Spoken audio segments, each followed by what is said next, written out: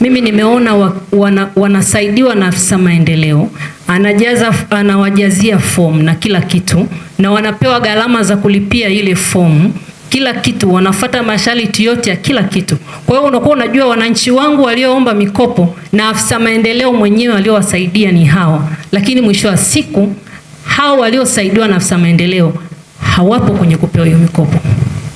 Wakati baraza la madiwani wa halmashauri ya jiji la Mwanza limeketi kujadili masuala mazima ya maendeleo katika kata zao, Agosti 17 mwaka 2026, madiwani hao waliibua hoja kuhusu changamoto baadhi ya vikundi vya wajasiriamali kutoka katika kata zao kutokupata mikopo ya halmashauri, ingali sifa wanazo. Skywave TV tumemtafuta Zena Kapama ambaye ni mkuu wa maendeleo ya jamii jiji la Mwanza, na hapa anafafanua kwa upana zaidi vikundi hivyo kwa nini havipati mikopo. Sasa watu wengi wanalalamika kwamba hawatamani sana kukaa kwenye kikundi. Wanatamani labda wao watatu au wawili, na ambapo ni kinyume na taratibu. Taratibu zinasema watu watano kwa sababu mikopo yetu haina dhamana. Dhamana ni wanakikundi wenyewe na haina riba. Hivyo basi, na wanapoambiwa kwamba lazima waunde kikundi, lazima watatengeneza katiba, halafu wasajili ili kutambulika kisheria, na baada ya hapo waandike maombi, na kulingana na taratibu na sheria za mwaka 2024 za utoaji wa mikopo zinasema, zimeunda kamati mbalimbali kwamba mikopo inaanza wanaomba kwa mfumo kwanza kupitia mfumo wa wezesha poto, lakini baada ya kuomba kwenye mfumo wanaanza kuomba kwenye kata. Kwenye kata chini kabisa kule kuna kamati ya huduma ya mikopo ambayo mwenyekiti wake ni mtendaji wa kata, katibu ni afisa maendeleo ya jamii ngazi ya kata, wajumbe ni wataalamu ngazi ya kata.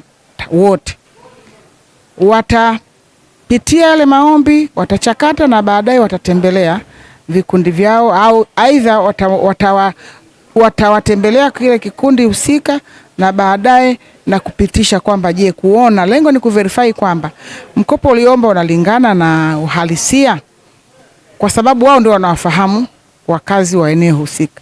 Baada ya hapo mimi nitapokea kwenye mfumo, kata itaandika muhtasari na majina waliopitisha na kiasi cha pesa walichokipendekeza na miradi inayoombewa. Wataweka kwenye mfumo wakiweka na muhtasari wao unaosema kwamba wamepitisha vikundi hivyo na vile ambavyo havikupitisha kwa sababu walizoziona wao. Wakizileta huku wilayani, mimi nazipitia, ninaangalia, ninaitoa na kuweka kwenye Excel ile naipitisha kwenye kamati ya wilaya. Lakini mimi pia ninajiongeza zaidi na timu yangu ya halmashauri ya maafisa maendeleo ya jamii wa jiji, wanaenda kujiridhisha na wao.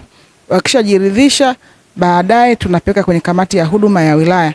Kamati ya huduma ya mikopo ya wilaya ina wajumbe wafuatao: afisa maendeleo ya jamii ambaye ni katibu, afisa ushirika, afisa ustawi, mchumi wa jiji, mweka hazina wa fedha, mjumbe mmoja ambaye ni mwenyekiti aliyoteuliwa na mkurugenzi. Kwa kwetu sisi ni mkuu wa idara ya kilimo na mifugo ndio mwenyekiti.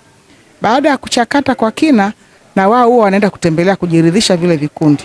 Wakishajiridhisha wanatoa taarifa, inakwenda CMT. Fika CMT na wao wanajiridhisha, wanachakata, wanatembelea, wakipata nafasi wakati mwingine wanatembelea kabla ya kuamua.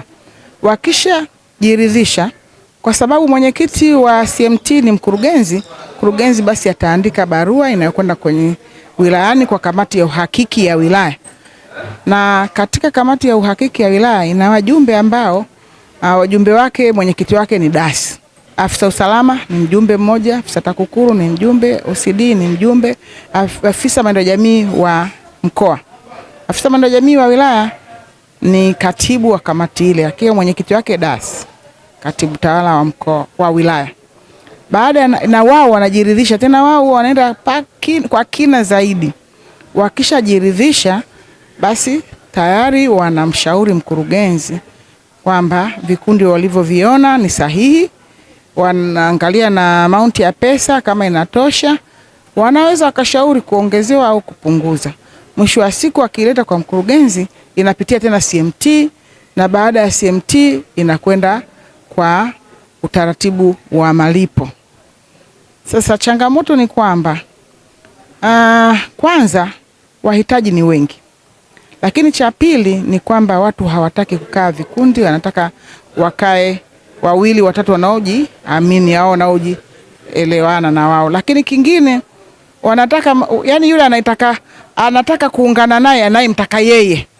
Sawa, ni jambo zuri, lakini anaweza kumtoa halmashauri ya Mwanza akatamani aungane na mtu wa Magu vile tu wanafanya biashara pamoja, kitu ambacho si sahihi. Tunatamani kwamba watoke katika eneo moja, kwa sababu kila halmashauri ina mikopo hii, na pia akichukua mtu wa mbali inapelekea kwamba usumbufu wao, kwamba yule mtu akibadilisha biashara katika eneo analofanyia hapo akaamua kwenda nyingine, ni wazi kwamba mikopo inasuasua kurejesha, atashindwa kumpata na kumfuatilia, pia ni gharama pia. Kwa hiyo tunawashauri kwamba watoke eneo moja, wanaofahamiana, wanaojuana, kwa sababu mikopo hii haina dhamana yoyote. Na mikopo hii kwa wanawake haina umri, ni 5 na kuendelea, lakini vijana ni watu 5 pia, umri miaka 18 mpaka 45.